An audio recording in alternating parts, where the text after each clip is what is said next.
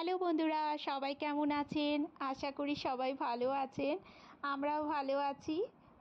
আজকে হলো শুক্রবার আর এখন সকাল 7:30টার মতন বাজে। আমি ভাতটা আগেই বসিয়ে দিয়েছিলাম। বসিয়ে একটু ব্যালকনিতে গেছিলাম। সকালের ওয়েদারটা এত সুন্দর থাকে না, খুব ভালো লাগে। আগের দিন রাত্রে রুই মাছগুলো সব ভেজে রেখেছিলাম। কিছুটা ভাজা রেখে দিলাম আর কিছুটা ঝোল করব। মিষ্টির বাবা ক্যারেজ নেবে, তার জন্য রেডি করছি। আজকে রুই মাছটা একটু কচু দিয়ে রান্না করব, মানে ঝোল ঝোল। কচুটা হালকা করে ভাজতে দিয়েছি, কচুটা সেদ্ধ করিনি, কাঁচা অবস্থায় ভাজছি। দেখি ঢেকে ঢেকে সেদ্ধ হবে হয়তো। মাছগুলো রাত্রে ভেজে রেখেছিলাম, তাও একবার সকালে থেকে সর্ষে তেলে আরেকবার ভেজে নিলাম। ওই তেলেই কচুগুলো একটু গোটা জিরে ফোড়ন দিয়েছিলাম, একটু ভাজা ভাজা হয়ে গেছিলো। তারপর একটু একটা গোটা পেঁয়াজ দিয়েছিলাম, দিয়ে এবার বেশ ভাজা ভাজা হয়ে যাবে। তার জন্য একটা মশলাও রেডি করেছি, আদা জিরে টমেটো আর কিছুটা কাঁচা লঙ্কাও দিয়েছি, একসঙ্গে পেস্ট করে রেখেছি। এটা কষানো হয়ে গেছে, এবার আমি ওই পেস্টটা দিয়ে দেব। আর সাথে একটু হলুদ দেব, নুন দেব পরিমাণ মতন। ঘরোয়া মশলা দিয়েই রান্নাটা করছি, একদম মানে কোনো রিচ কিছু নেই এতে। কিন্তু টমেটোটা পেস্ট করে দিলে ঝোলটা বেশ গাঢ় গাঢ় হয়, খেতেও ভালো লাগে। পরিমাণ মতন হলুদ দিয়ে দিলাম।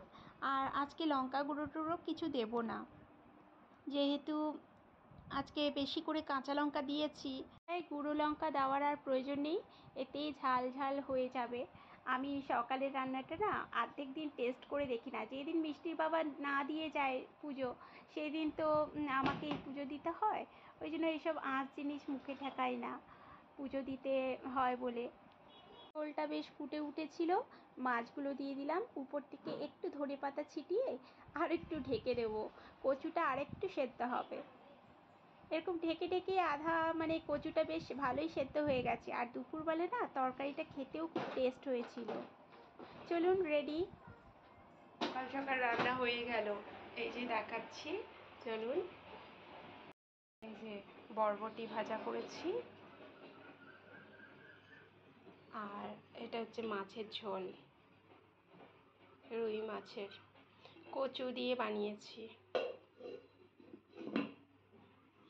আর এখন একটু টমেটোর চাটনি করব ঝাল ঝাল করে।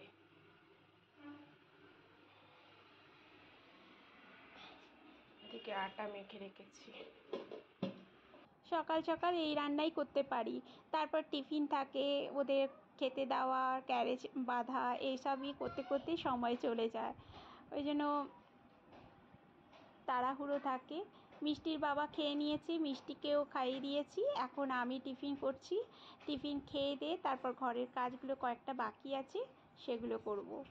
খাবার পর অনেক বড় কাজ করলাম। আজকে রান্নাঘরের তাকটা গুছালাম, গুছিয়ে একটু বসেছিলাম, ভাবছি আমটা খাই, তারপর স্নান করতে যাব। এখন মানে প্রায় 11টার মতন বাজে। এই যে এগুলো পরিষ্কার করলাম, একটু পেপারগুলো চেঞ্জ করলাম, মানে যে সিটগুলো পাতা ছিল সেগুলো একটু ধুয়ে দিয়েছিলাম আগের দিন, সেগুলো পরিষ্কার করলাম, কৌটোগুলো ধুলাম। এইসব টুকটাক কাজ করতে করতে এখন প্রায় 11টা। এখন স্নান করে পুজো করব। চলুন আজকের তাহলে ভিডিওটা এখানেই শেষ করছি। সবাই ভালো থাকবেন। ভিডিওটা কেমন লাগলো অবশ্যই কিন্তু আমাকে কমেন্ট করে জানাবেন। সবাইকে নমস্কার জানিয়ে আজকের ভিডিওটা শেষ করছি।